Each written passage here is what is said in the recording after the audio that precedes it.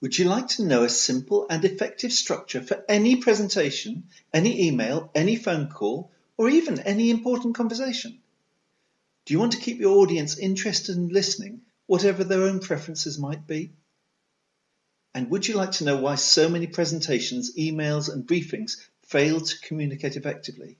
Here's the good news.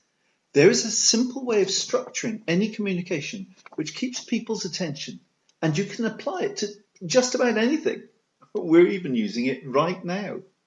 It's called the format system, and it's been used for over 30 years across the world. The beauty of this system is how easy it is.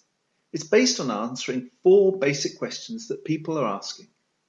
The questions are why, what, how, and what if, in that order. Let's look at them one at a time. Firstly, we start with why. That's not why you're telling them, it's why they should pay attention. It's their why rather than yours. For example, you could start an email about a change in a project by saying, I'm writing to you because I need to tell you about the changes going on. well, that's better than leaping in and simply telling them about the changes.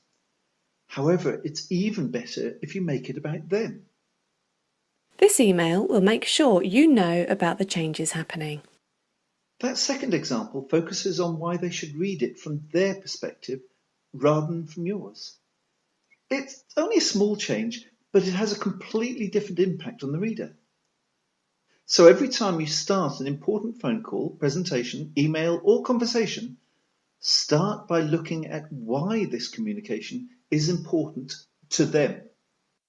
Secondly, having dealt with their why, we can now move on to what. This section is all about the information, the facts, figures, details, research, and data. It's the stuff of the communication.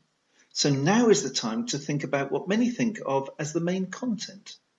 In terms of the email about that project, this is where to talk about the actual changes that are going to happen. Thirdly, having made the what really clear, we're now able to focus on the third question, how. This section deals with the impact of the what and focuses on practical application of that information. In terms of the project changes, this section could contain exactly how the changes are going to be implemented. So fourthly and finally, having explored why they should listen, having given them the information, and then explored the application, the why, the what, and the how, the best way to finish is by asking the what if question. Now, this section is all about focusing on potential risks and benefits that follow from your communication. In the project example, it would be appropriate to talk about the risks if we don't manage the upcoming change well, and the benefits if we do. So that's it. That's the format system. Now look out for each of the 4 sections as I summarise. If you want to be able to communicate more effectively, then use the format structure. Created in the 1980s by Dr. Bernice McCarthy, it's made up of 4 questions which are addressed in a certain order. They are why, what, how, and what if.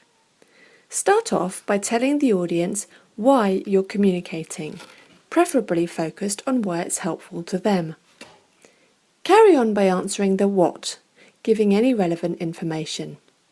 Then explore how they can use this information before finishing off with the risks and benefits of doing what you've explained.